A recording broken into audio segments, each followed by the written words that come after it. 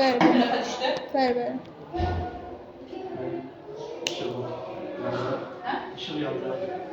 Fərq yox, yanında. İşıq yandırsaq, Bir dəqiqə baxın. yo, söndürün.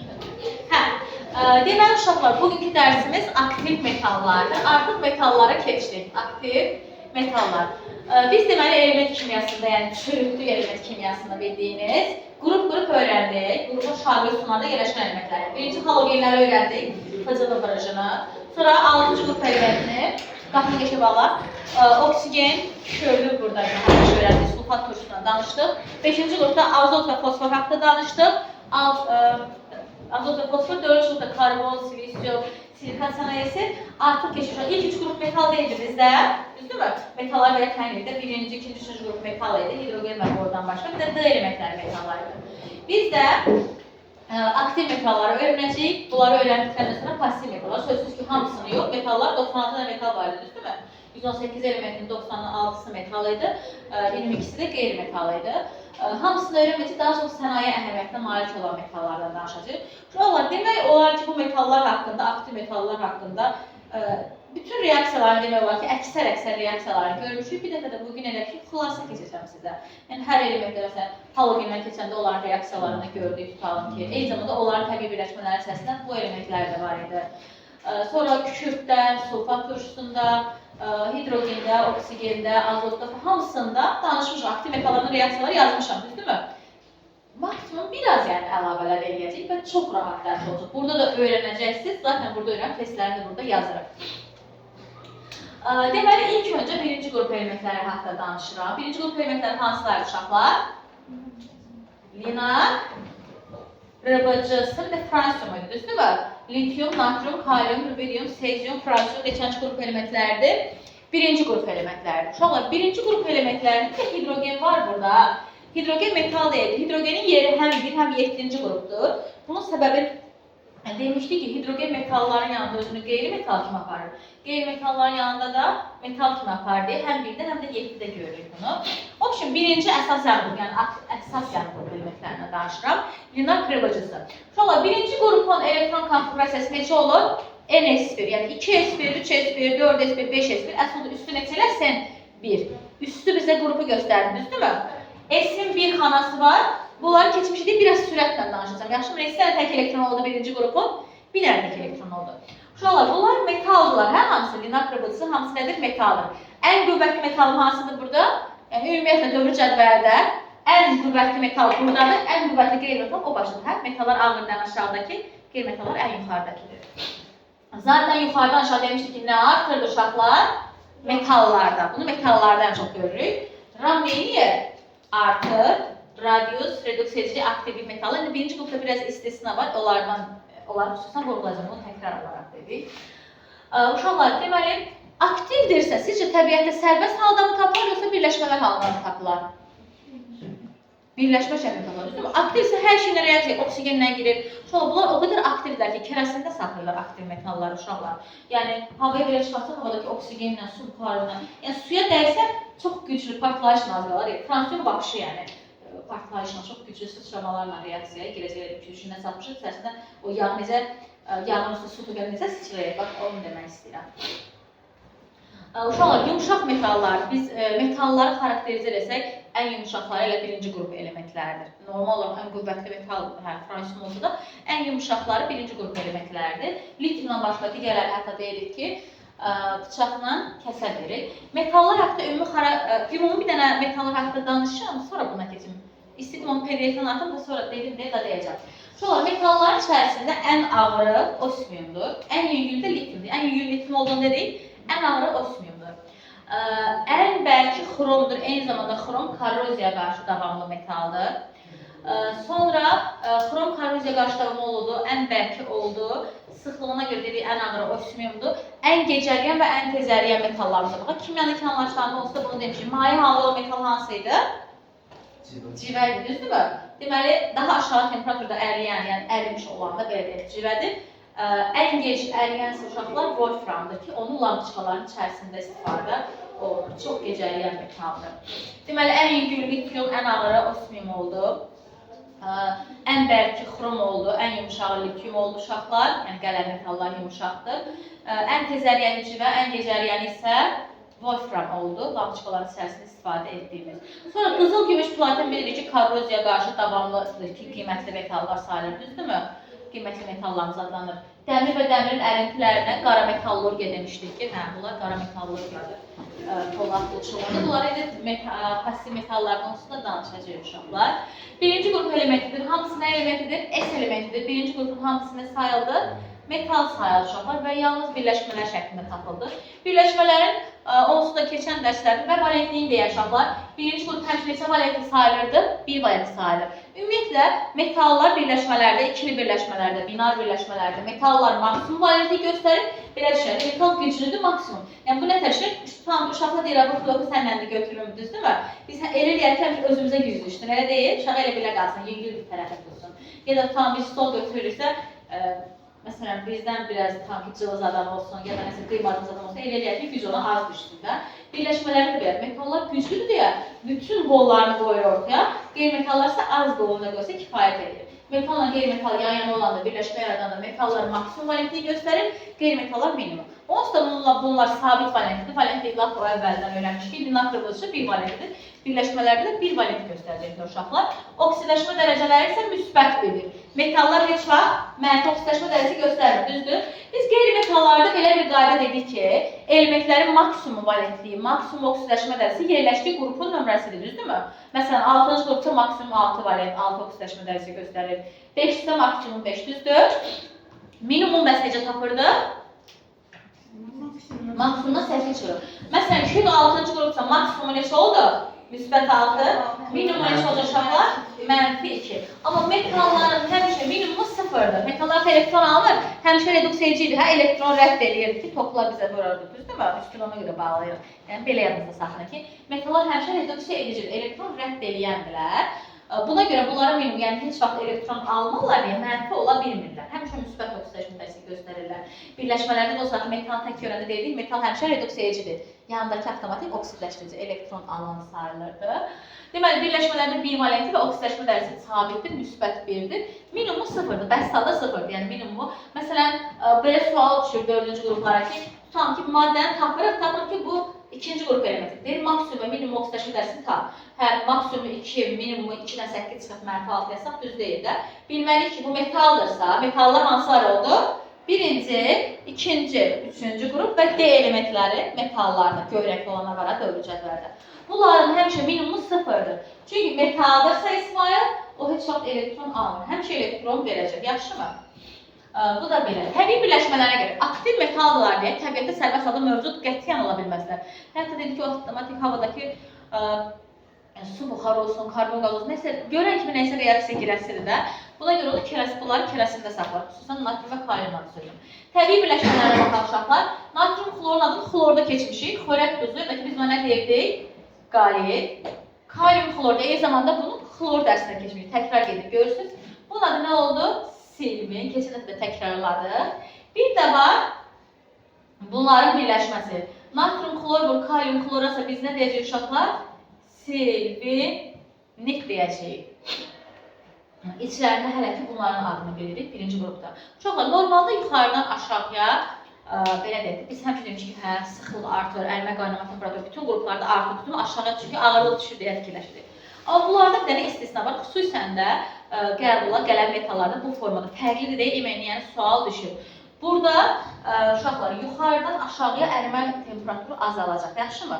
Məsələn, normalda həmişə aşağı doğru keçəndə artar bu xassət, düzdürmü? Hə, sıxlığı artacaq öz yerində, sıxlıq yəni artır. Amma ərimə qaynama temperaturu nə edəcək uşaqlar? Azalacaq.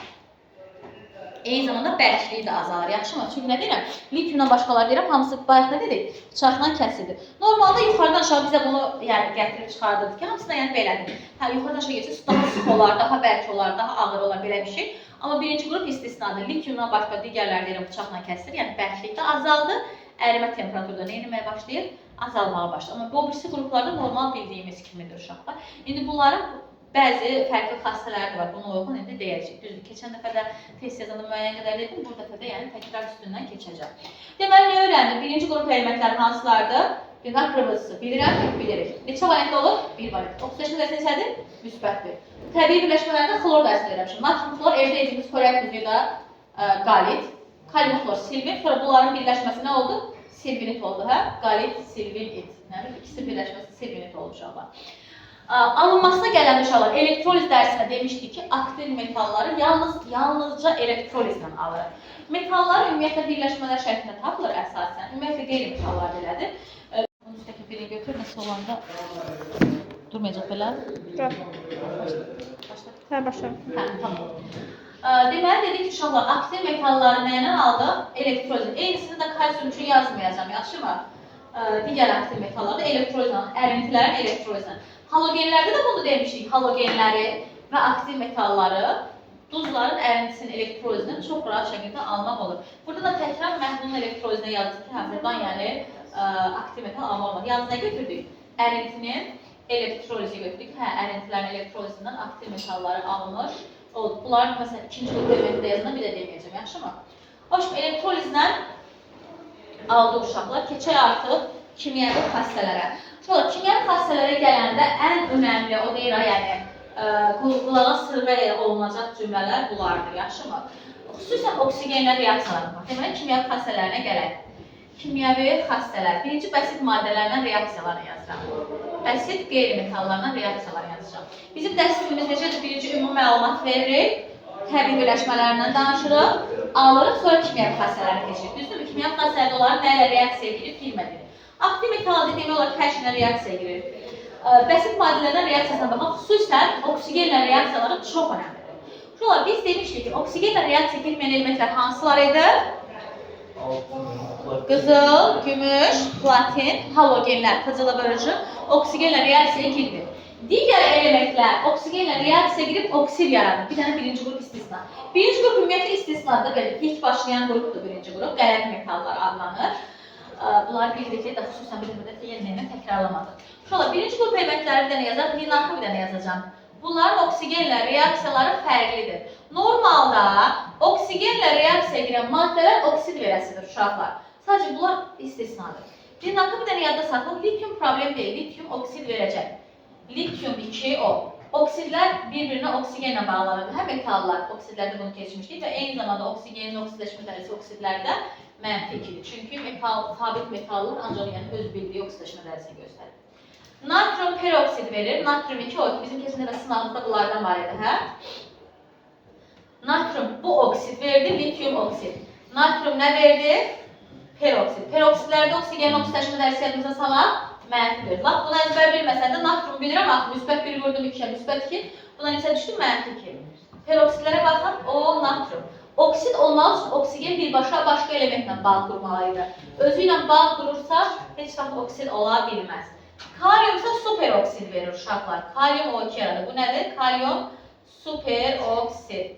Kalium superoksidin quruluşu belədir. Oksigenlər arasında bir növ yarımçıq xətt var idi. Oksidləşmə dərəcəsi oksigenin mənfi 2-də 1'dir. Kalium müsbət 1'dir. Bu da mənfi 2-də 1 olmalıdır ki, mənfi 2-də 1 vur 2, mənfi 1 eləyə bilsin. Yaxşı mı? Deməli, ümumiyyətlə bunu standart olaraq belə yadda saxlayaq ki, oksigenlə reaksiya girməyənlər hansılar oldu dedik? Qızıl, gümüş, platin, halogenlər. Qalan oksigenlə reaksiya girən elementlər hamısı oksid verdi. Bir dənə birinci qrup istisna. Lityum oksid verdi. Lityum oksid yaratdı. Natrium nə verir? Natrium peroksid. Kalium isə nə verəcək uşaqlar? Kalium superoksid əmələ gətirdik. Yəni bunu mütləq əzbər bilməyin. Qalan bütün reaksiyalar olsa elə bildiyimiz kimi qeyri-metallarla gələn reaksiyasını yazaq. Oksigeni yazdım. Hidrogenin reaksiyalarını yazıram. Natrium üstəgəl hidrogenin əmələ gələcək. Natrium hidrogen əmələ gələcək, hə?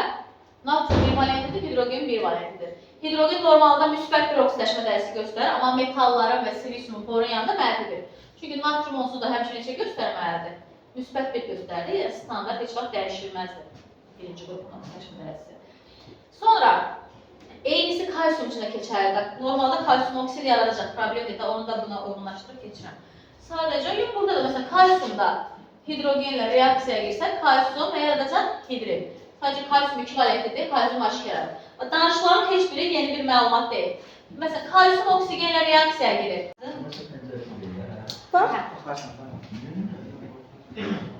Orada qara ekranda 2 dəfə deyib bas. Amma dayananda yenə də mənə də yaxşı. Deməli, natrium fosforla reaksiyasını yazırım. Bunların heç birini əzbərləməyə ehtiyac yoxdur. Baxaq, natrium birləşmələrdə hansı valent göstərir? 1 valent.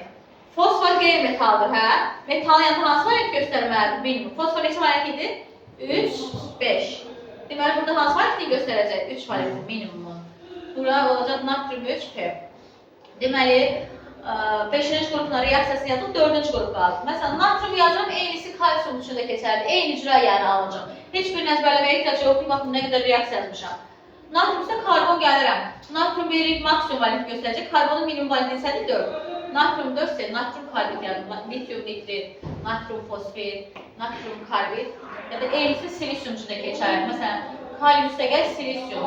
Kalium maksimum valenti 1, silisium maksimumu 4. Kalium 4 nə oldu? Silisium. Kalium silisi dəmir gəlir. Çətin reaksiyalardır.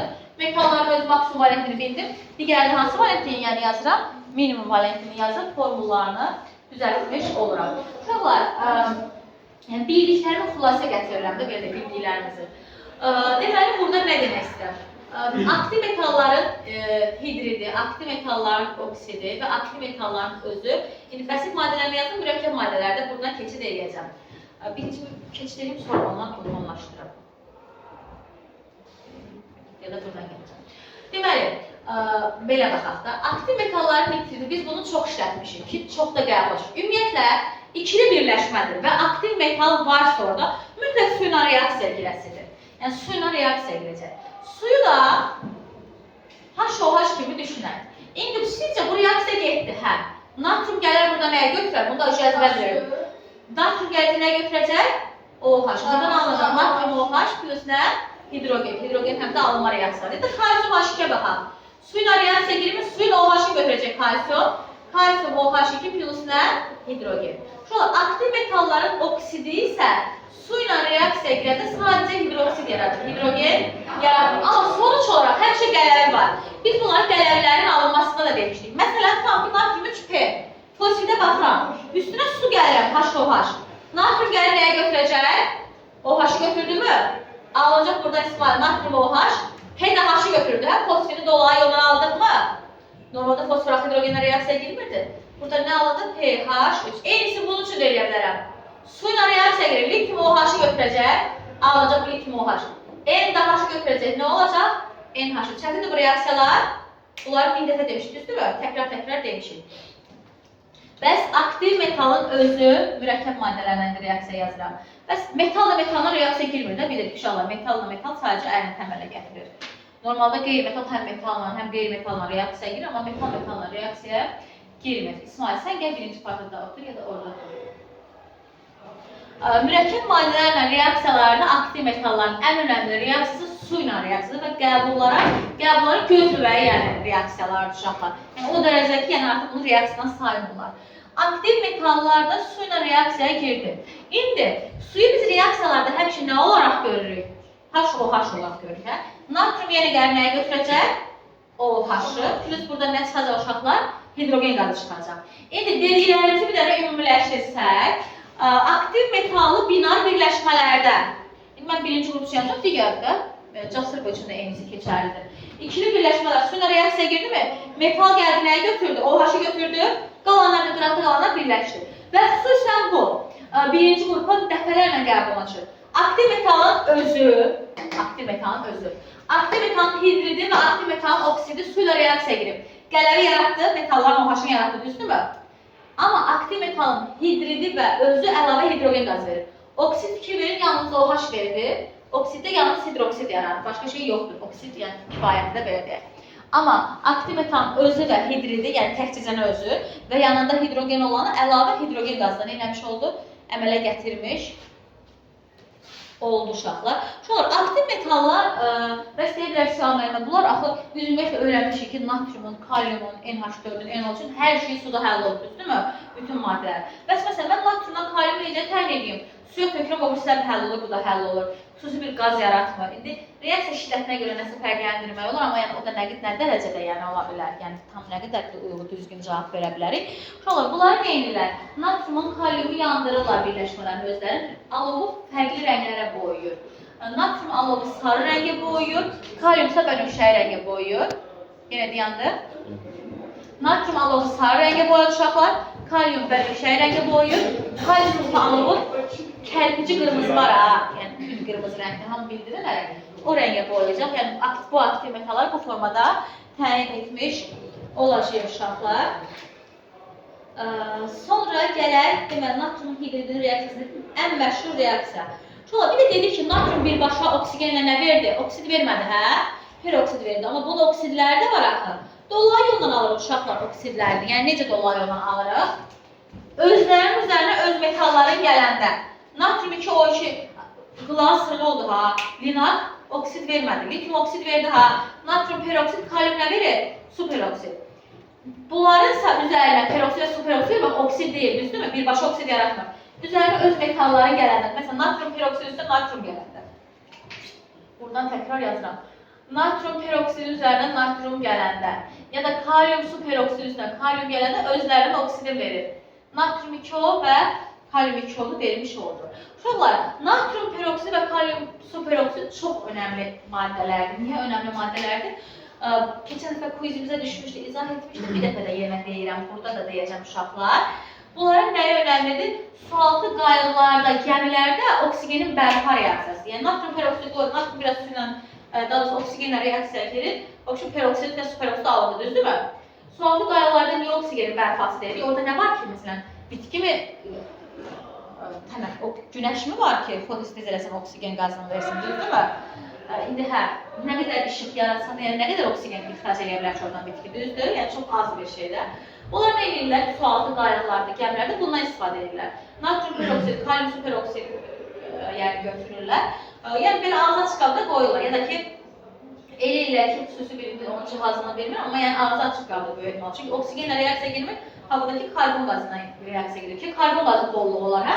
Yəni kosmosda tənəffüs edirəm, oksigen vururam, karbon qazı verər ya da sualtı qayıq gəlmədə başqa bir şey yoxdur da. Azotla reaksiya girmir havadakı. Oksigenlə girmir, təsir qazlarla girmir. Bir də nə girəcək havadakı? Karbon qazı ilə reaksiya girir. Nə yarır? Çox önəmli reaksiyadır. Bura düşür oradan. Natrium 2O2, xüsusən dörtlərdə, bu yəni qəbulda göstərir uşaqlar bu reaksiyalar. Natrium peroksid və kalium superoksid sualtı qayıqlarda, gəmilərdə karbon qazı ilə reaksiya girir. Yəni bunlarla ancaq reaksiyaya girdi. Reaksiya girib nə yaradır? Bu elementləri karbonatların yaratdı. Kalium karbonat, natrium karbonat. Və nə çıxarcaq uşaqlar? Oksigen qazı əmələ gəlir. Əmsalları deyəndə daha yazmalı. Ən önəmli istifadə hissələrindən biri idi bu da. Bunları dedik. Sonra natrium və kalium duzlarından danışmışıq. Uşaqlar dedik ki, natriumdan kaliumun bütün duzları suda həll olur, düzdürmü? Bununla hər dəfə təkrarlayıb deyirik o suda. Hansı maddənin içərisində natrium, kalium, NH4, limon içərisi, onlar suda yaxşı həll olur. Bir dənə aktiv metalların nitrit olsun, karbid olsun, hidroksid olsun, parçalansın nə verir ona baxarıq. Birincisi, bunların hidroksidləri qələbə qaldığını bilirik. Suda həll oldu və lakmus nə rəngə boyadı? Göy rəngə boyadılar, düzdürmü? Sonra mən natrium üçün yazamsa, kalsium üçün yanında eyniləri keçərli. Bir dənə oksigen istisnadır, bir dənə bu bunlara aiddir, yaxşı mı? Hamısı yəni kalsium üçün də keçərlidir. İndi deyirəm, suda həll oldular, aktiv metalın özü, hidridi, karbidi, nəsə qələbi verdi, düzdürmü?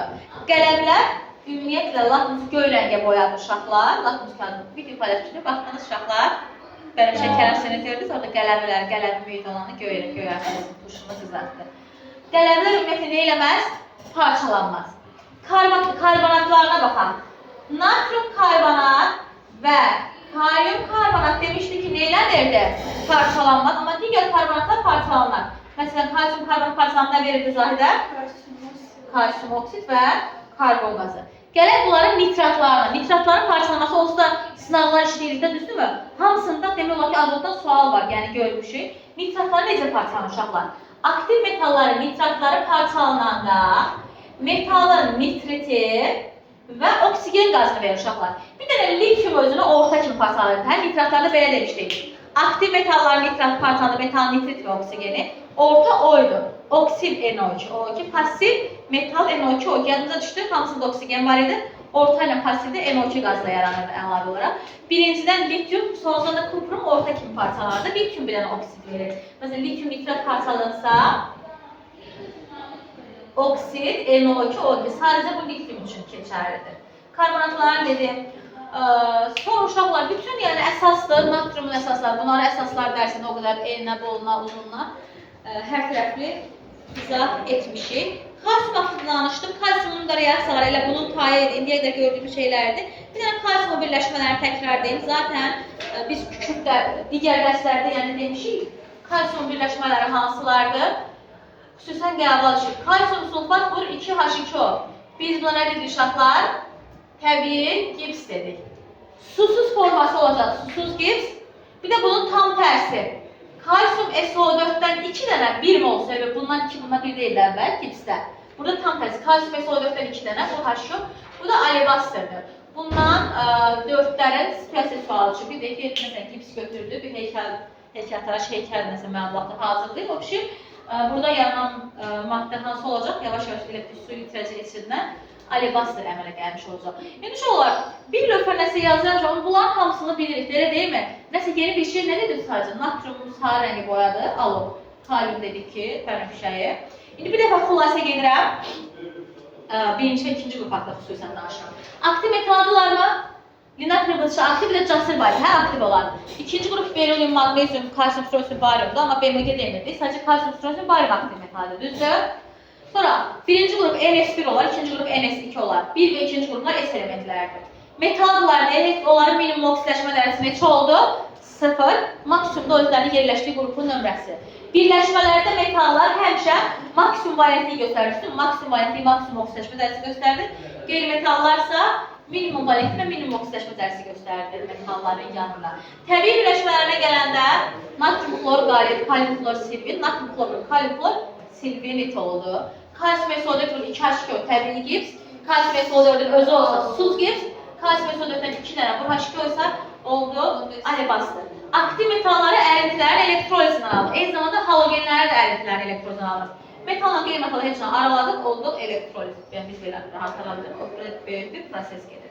Sonra kimyəvi xassələrinə gələndə normalda dedik ki, hansılar oksigenlə reaksiya girmədi, hansı metallar?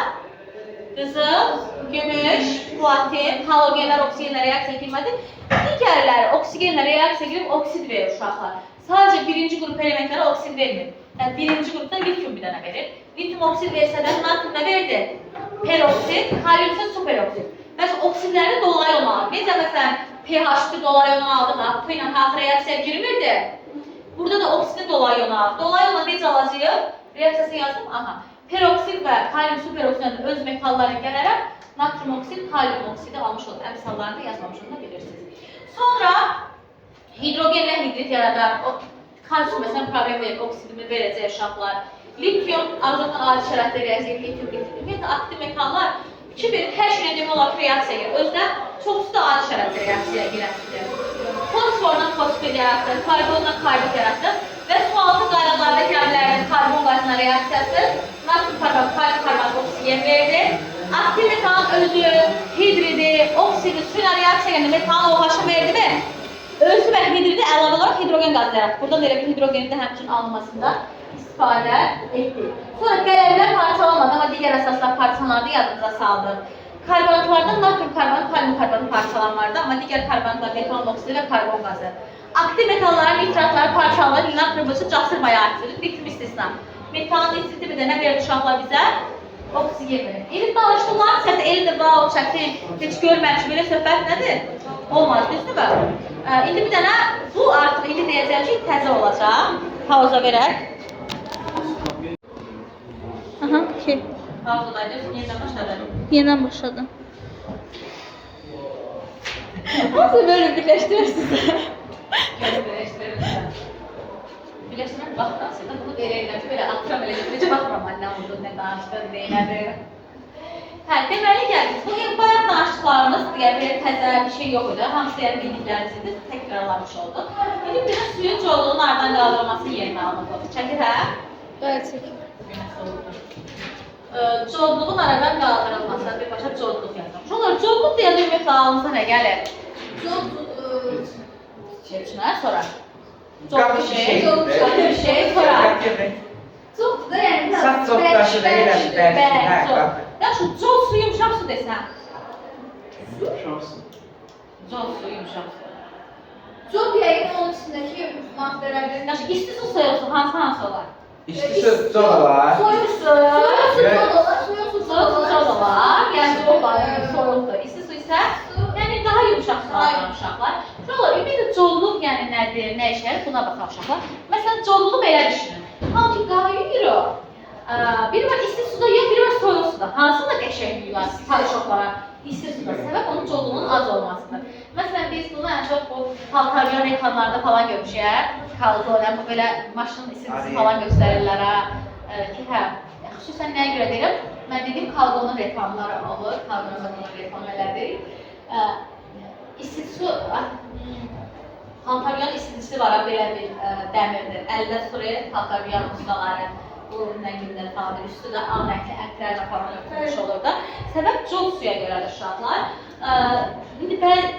İndi yeni nəsil paltaryanlarda biraz yəni az olur. Çünki paraşoklar falan filan müəyyən qədər yəni arasını qaldırır da belə deyək. Lap əvvəllər daha çox olurdu deyir bunu. Deməli cod su yəni ən azından cod suyun bu olduğunu bildik. Hə, soyuq su coddur. İsti su yəni yumuşaq su sayılır, düzdürmü? Bəs ümumiyyətlə bizə cod su lazım deyil, deyil. Yəni mənə ziyan məsələn ət yaratdı, düzdürmü paltaryanda? Cod suyu ayrılandır. Ümumiyyətlə codluğu hansı iyonlar yaratdı? Uşaqlar, ümumiyyətlə codluğu... Çaylıqdakı əlblər də codluğu. Bəli, indi ondan belə açdım. Codluğu kalsium və maqnezium iyonlar yaratdı. Kalsium və maqnezium iki moleküldə bilirik, müsbət oksidaşmələri göstərir, metallar mərfə olmur İsmail. Kalsium və maqnezium deməli nə edir uşaqlar? Cod suda necə olur? Cod suda kalsium və maqnezium büzüşürlər elə suyun içərisində. Yəni mənim işim o sudan, o codluqları çöktürüb çıxartmaqdır uşaqlar. Məsələn, çaydanı qaynadırıq ha. Əvvəllər daha çox ət falan olurdu. İndi biraz sularımız da daha təmizdir. Plus yeni nəsil belə deyək, tam çaydanda falan çox belə yəni qalmır. Ən çox ama suyun yəni növünə baxır. Və çaydanı qaynadırıq, ət qaranır da bu sözsüz ki, hamı görür ki, ət olur, düzdürmü? Çaydanı qayma prosesi bir codluğun aradan qaldırılması prosesidir uşaqlar. Nə baş verir? Suyun içərisində kalsium, hidrokarbonatlar falan var. İndi tam mənasını izah edəcəm. Çaydanı qaynadığında nə olur? Vacib saç. Siz o?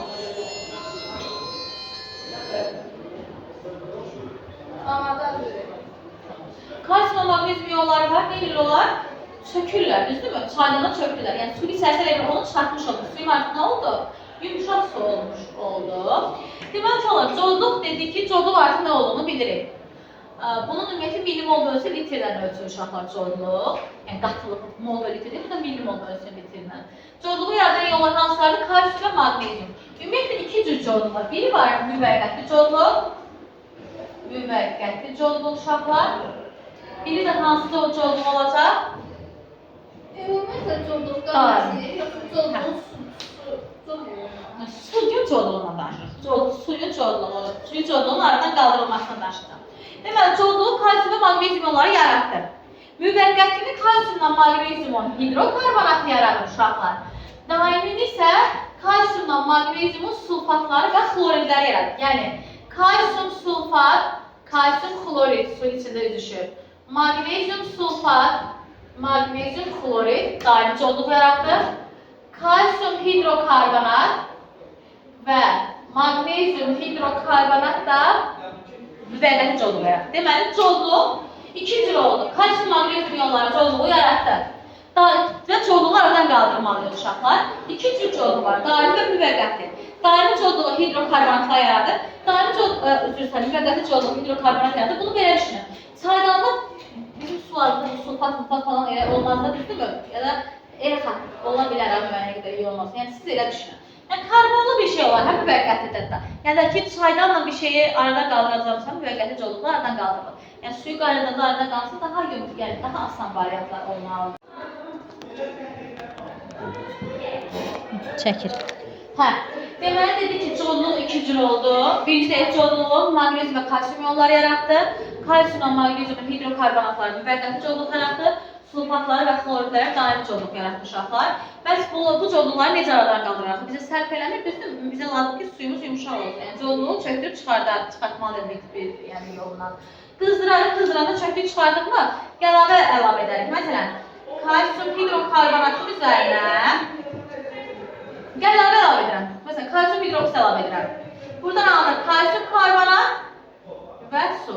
Kalsium karbonat şəklində çöktürdüm, çıxartdım mı?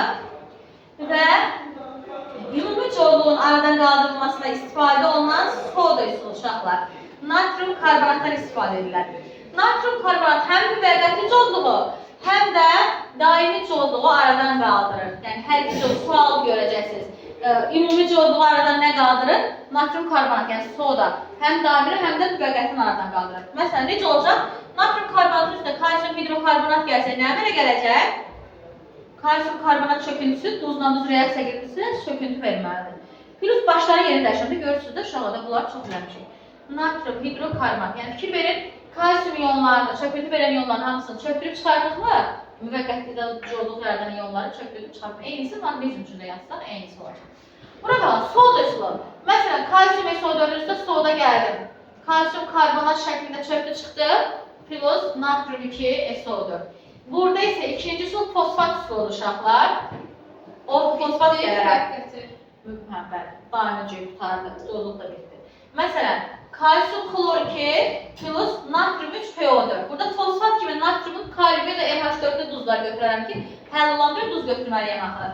Kalsium 3, PO4 2, çünki kalsium 2 valentli, PO4 1, 3 dənə hidrogen 3 valentlidir. Plus nə alındı? Natrium klor. Şolar, birinci qrupa burada nə düşür? Corluğu hansı yollar yarattı? Kalsium, magnezium. Müvəqqəti corluğu hansılar yarattı? Kalsium, magnezium, HCO3. Daimi corluğu nə yarattı? Bunlar. Aradan qaldırılma üsulları bir dənə bilir. Soda tərkib sulardan qaldırdı. Qızdırmaq, qığılar. Gələrli qızdırmaq, soda müvəqqətini apardı. Fosfatla soda üsulsa daimi apardı. Reaksiyalarda Ümumi çoxluğun aradan qaldırılması. bəli, soda. Soda baxın, həm müvəqqətini apardı, həm daimini apardı. Buna görə ümumi corluğun aradan qaldırılması deyil. Reaksiyaları deyəndə, reaksiyanı yəni xüsusən əzbərləməyə ehtiyac yoxdur ki, yəni mənim işim nə oldu? Kalsium, magnezium yollarını çöktürüb aradan çıxartmaq uşaqlar. Bir dənə baxın, silah lövhəni keçək alüminiuma. Biz neçə gəldik? 11 yarısı gəlmişik. 1 saatı da həll atmışıq. Ha? Vaxtınız varsa? Yox. Sən gələn sonra başladıq, ha? Gözləl. Hə. Deməli, keçək 3-cü qrup elementlərindən. Birinci qrupdan danışıq, 2-ci qrupdan danışıq, 3-cü qrup. 3-cü qrupu bal deyə yada saxlamışdıqlar uşaqlar. Nə kimi yada saxlamışdıq 3-cü qrupu? Bal. 3 valentli olurdu, 3 oksidaşma dərsi göstərirlər. Birinci qrupda hidrogeni demişdik, 3-cü qrupda da bordan başqa hamısı metal sayılır uşaqlar. Burada 3-cü qrupu qalium, indium, talium da var 3-cü qrupda, amma ən önəmlisi alüminium və alüminium metod çox əhəmiyyətli bir elementdir. Ən azından alüminium məişətdə istifadə olunduğunu bilirik uşaqlar. Elektrik daşıyıcısı kimi də əvvəllər istifadə olunur, amma yəni indi çox da istifadə olunur. Çünki ümumiyyətlə elektrik keçiricinə görə birinci elə gümüşdür. Sonra qızıldan istifadə edən qızıl, gümüş, bir də misdir ki, misdən istifadə olunur. Hə, elektrik keçirici, gümüşün sözsüz ki, vurulları topların içərisinə. Amma onlardan da sonra alüminium gəlir ki, elektrik keçiriciliklərindən yaxşıdır. Elə laf belə möhkəm metal olmadığını hamı bilir də, laf belə yüksək ərmə temperaturda yoxdur. Yəni orta, yəni demirəm, laf belə yüksək ərmə qaynaq temperaturda orta kimi düşünün. Aşağı yazıb, amma siz orta kimi fikirləşin ağlınızda. Sabit valentdə alüminium neçə valentli olurdu? Alüminium 3 valentlidir. Metal da deyə oksidaşma dərsi neçədir? Müsbət 3, minimumu 0-dır uşaqlar. Birinci, ikinci qrup elementlər S elementlərdir, amma alüminium artıq P elementi olur ki, alüminium burada 13 var, 3s2, 3p1 nədir? Üçüncü qrupun elektron konfigurasiyası NS2, NP1-dir uşaqlar. Alüminium təbii birləşmələrindən alüminium oksid var, alüminium karbid var uşaqlar. Biz məsələn ortoklas keçən dəfə keçdik. Ortoklas və çöz şübhədə demişdik ya, alüminium oksid, silisium oksid idi, düzdürmü? Səhərsə alüminium oksid, gil var idi. Gilin formu nə idi? Alüminium oksid, silisium oksid, su. Bunlar hamısının təbii birləşmələr haqqında danışmışıq. Alüminium da eyni zamanda elektrozla alaraq ən məşhur alüminium oksiddir. Elektroz olanda alüminium plus nə alınacaq buradan?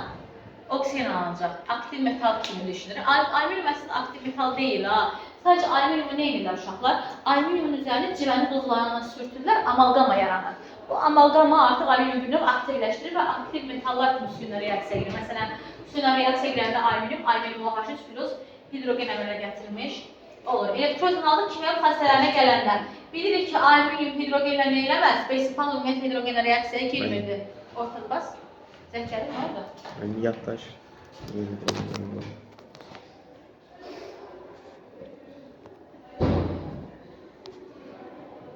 Çəkir.